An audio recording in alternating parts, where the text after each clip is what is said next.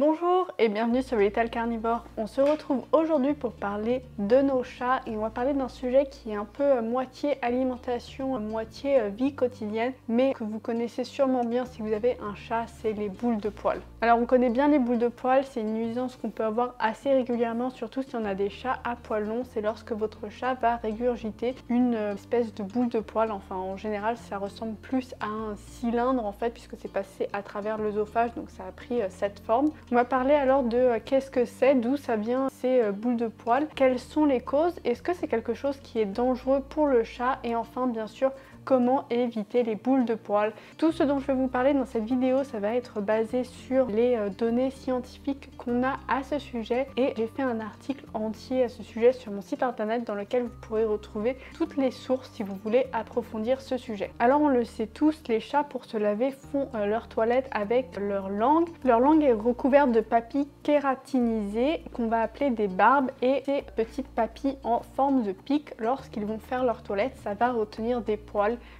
qu'ils vont ingérer, sauf que les poils dans leur estomac et dans le système digestif, ce n'est pas digestible, ça veut dire que ça va rester entier. Et les poils, une fois qu'ils sont dans l'estomac, il n'y a que deux options. Il faut qu'ils sortent d'un côté ou d'un autre. Le côté normal, c'est lorsque les poils vont ressortir à travers les selles du chat, sauf que s'il y a trop de poils dans l'estomac, ils vont s'agglutiner ensemble et ça va plus pouvoir passer par la sortie de l'estomac et le chat va donc devoir les vomir, d'où la boule de poils. Les problématiques de ces boules de poils, c'est que ça peut être une nuisance pour le chat. Il peut avoir des nausées, des hauts de cœur, ça peut le faire tousser. Dans les cas les plus graves, ça peut causer des occlusions du système digestif, c'est-à-dire que la boule de poils va se retrouver coincée et empêcher le chat de digérer. Normalement, ça peut même être assez dangereux dans les cas les plus sérieux, cela peut entraîner la mort du chat. Ces boules de poils peuvent se retrouver coincées à différents endroits en fait dans le système digestif, ça peut être dans l'intestin,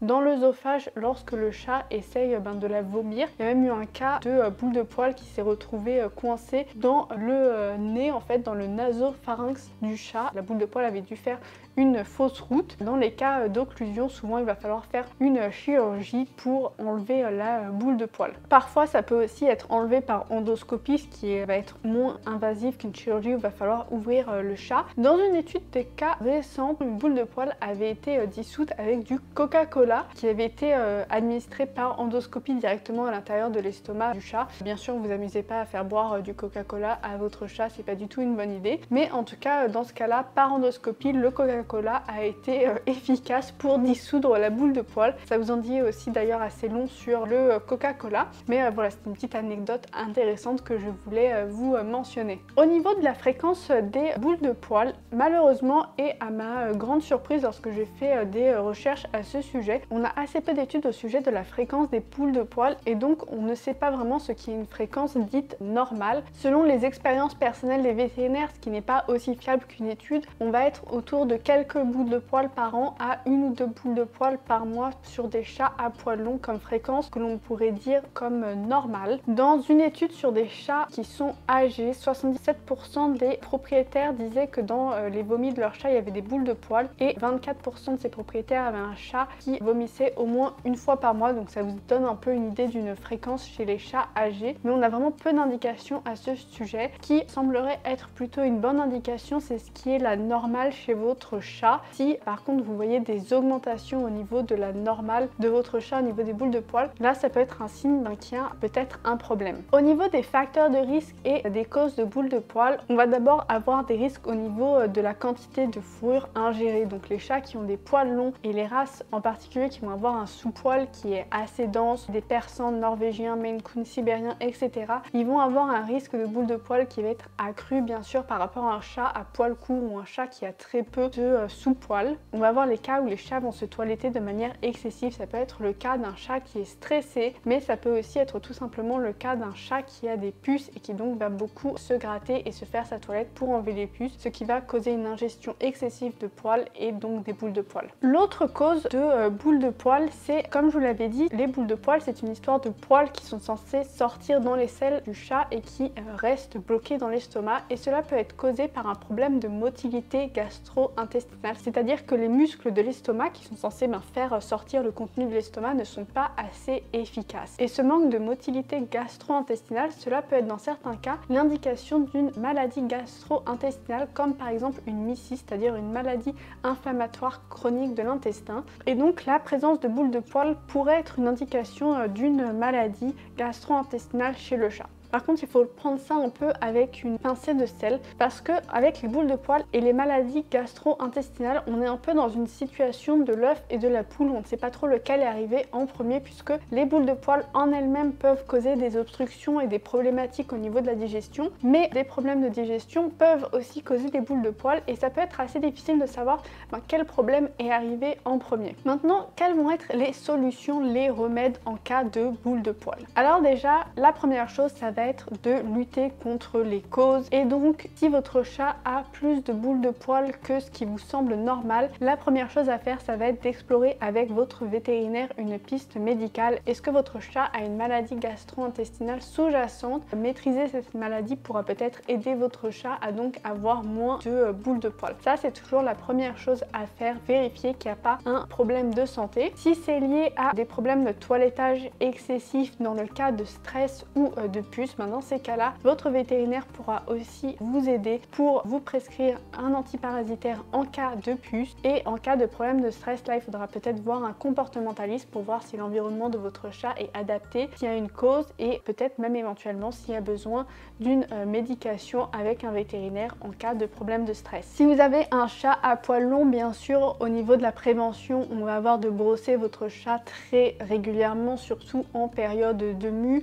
Pour les cas les plus extrêmes, peut-être raser en partie votre chat, lui faire une coupe lion ou même simplement raser son ventre pourra aider votre chat parce que ok, c'est pas idéal de raser votre chat, mais il faut mieux que votre chat soit rasé plutôt qu'il ait des boules de poils à répétition et un risque d'occlusion intestinale. Enfin, on va avoir l'approche diététique, donc les changements que l'on peut faire au niveau de l'alimentation pour les boules de poils. Là, il n'y a pas énormément de science à ce sujet. L'une des choses qui est les plus populaires et qu'on va retrouver dans les croquettes anti-boules de poils, ça va être les fibres. Mais au final, la science est assez peu concluante à ce sujet. Je vais vous afficher un tableau dans lequel j'ai fait un résumé de toutes les études qui ont été faites au sujet des fibres et des boules de poils. Au niveau de l'efficacité, c'est pas forcément très concluant. Pourtant, c'est ce qui est utilisé dans les croquettes anti-boules de poils, comme par exemple celle de Royal Canin et de Purina qui mentionnent avoir fait des études en interne, mais ces études n'ont pas été publiées, donc il n'y a pas vraiment de preuves qui sont très probantes au niveau des fibres pour les boules de poils.